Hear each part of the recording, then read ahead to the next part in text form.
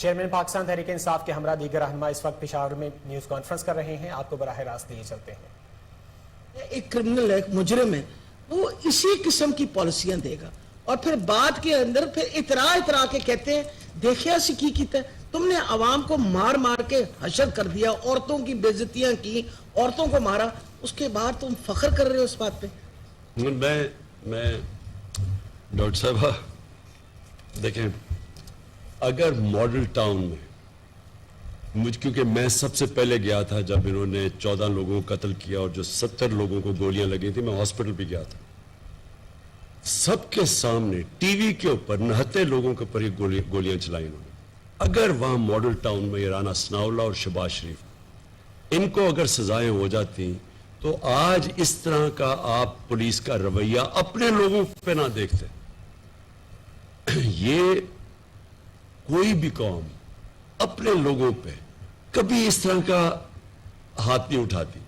میں نے انگلینڈ کے اندر کیا 25 سال اپنے زندگی کے 2 پارٹیز کنزرویٹو لیبر لبرل ان کی پالیٹکس دیکھی ہے، مظاہرے میں نے وہاں بھی دیکھے ہیں۔ میں نے آپ کو بتایا 20 لاکھ لوگ نکلے عراق وار کے خلاف۔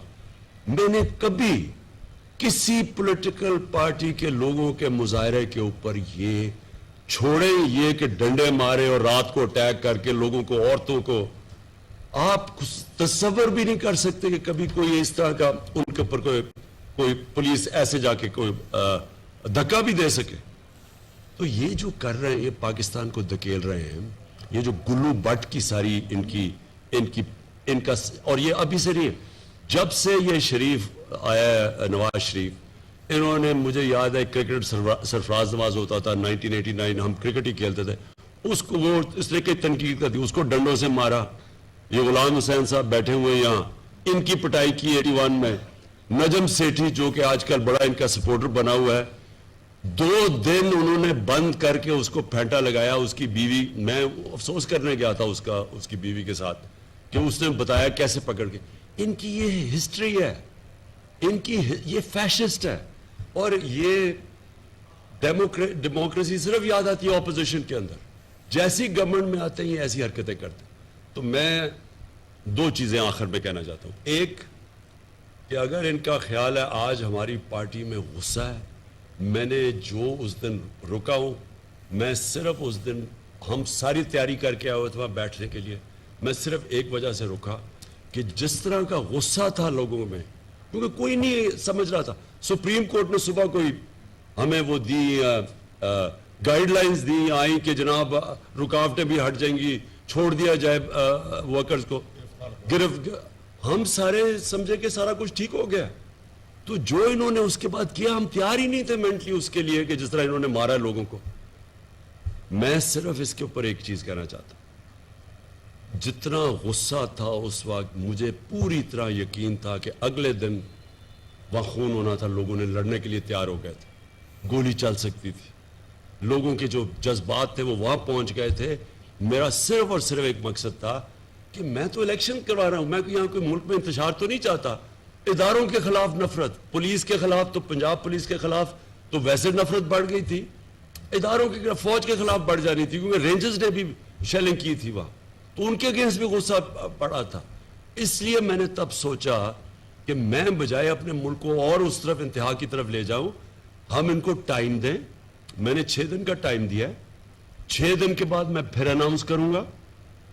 میں یہ امید رکھتا ہوں کہ سپریم کورٹ ہمیں ہمارا جو رائٹ ہے، یہ ہمارا حق ہے کہ ہم پرامن احتجاج کر سکتے ہیں، میں یہ امید رکھتا ہوں کہ وہ رائٹ دیں گے، اور اب دیکھیں گے سپریم کورٹ کیا کہتا ہے۔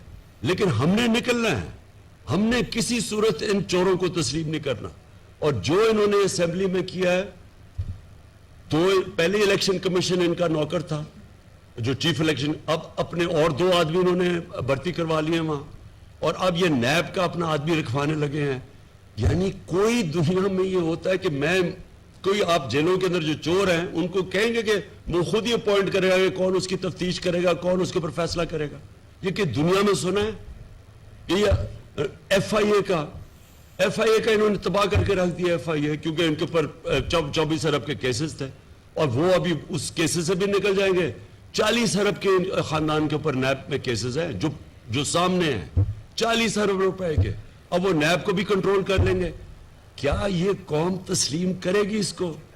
میں اپنے اداروں سے آخر میں پوچھتا ہوں, کیا یہ آپ اپنے ملک کی تباہی, جس طرف یہ ملک کو دھکیل رہے ہیں تباہی کی طرف, کیونکہ چوری تو ختم ہوگی نا, اس کے بعد تو آپ بھول جائیں نا کہ اگر ان چوروں کو آپ نے, اپنی نیب بھی بن جائے گی, اپنی ایف آئی اے بھی بن جائے گی, اپنی الیکشن کمیشن بھی بن جائے گی, اور اس کے بعد کہیں گے کہ اچھا جی آپ آ کے الیکشن لڑ لو, نیب میں آپ کے کیسز یہ درج کرا دیں, ہم سب پہ ایف آئی آر کٹ گئی ہے, ہم ایف آئی آر, یعنی یہ ہمیشہ انہوں نے یہی کیا ہے. کیا یہ سمجھتے ہیں, میں اپنے وہ سارے معتبر اداروں سے پوچھتا ہوں کہ کیا یہ پاکستان کا جو ڈائریکشن ہے, کیا یہ ہمارے جو بچے ہیں, جو آنے والی نسلیں ہیں, ان کا یہ آپ سوچ رہے ہیں آگے کہ یہ کس طرف جا رہا ہے؟ میں تو اس کو تسلیم نہیں کرنے لگا, اور میں پھر سے آج کہتا ہوں کہ نمبر 1 ہم عدالت پہ جا رہے ہیں اور سارے اپنا کیس پریزنٹ کر رہے ہیں, ہمیں اجازت دی جائے, اور پھر نمبر 2 ہم اپنی پوری پلاننگ کر رہے ہیں. آج ہم نے کیا کیا سبق سیکھے ہیں, کیا کیا ہم نے اوائڈ کرنا ہے, اب ہم تیاری کر رہے ہیں, دوسری طرف ہر قسم کی تیاری کر رہے ہیں, لیکن ہم نے کبھی ان چوروں کو تسلیم نہیں کرنا. جی جی جی please please please.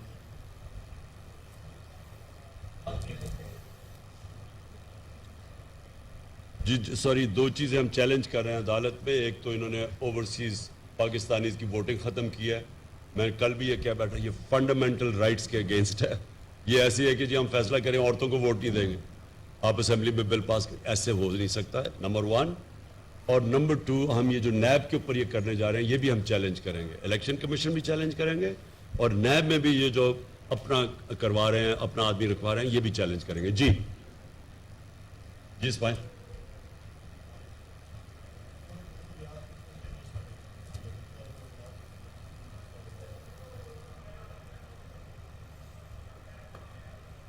Chairman Pakistan Tehreek Insaf Peshawar میں نیوز کانفرنس کر رہے تھے. انہوں نے کہا کہ ادارے بیٹھ کر تماشا دیکھ رہے ہیں, اتنی مہنگائی پہلے کبھی نہیں ہوئی, آج ملک میں روپیہ بہت تیزی سے گر رہا ہے, کیا ہم بھیڑ بکری ہیں؟ ہم خاموش نہیں بیٹھے. آپ کو اپڈیٹ کر رہے ہیں کہ چیئرمین پاکستان تحریک انصاف پشاور میں نیوز کانفرنس کر رہے تھے. انہوں نے کہا کہ کیا یہ پرامن احتجاج کے راستے روکیں گے اور ہم خاموش ہو جائیں گے. انہوں نے کہا کہ اب پاکستان کی جمہوریت کا امتحان ہے, ان سب کی شکلیں سوشل میڈیا پر ڈالیں گے. C C P O Lahore, D I G operations, I G Islamabad کے خلاف ایف آئی آر کٹوائیں گے.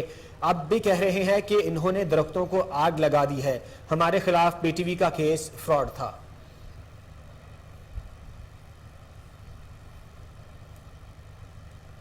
نیوز اسٹوڈیو سے فی الوقت کے لیے اتنا ہی. مزید خبروں اور اپڈیٹس کے لیے دیکھتے رہیے کوہ نور نیوز.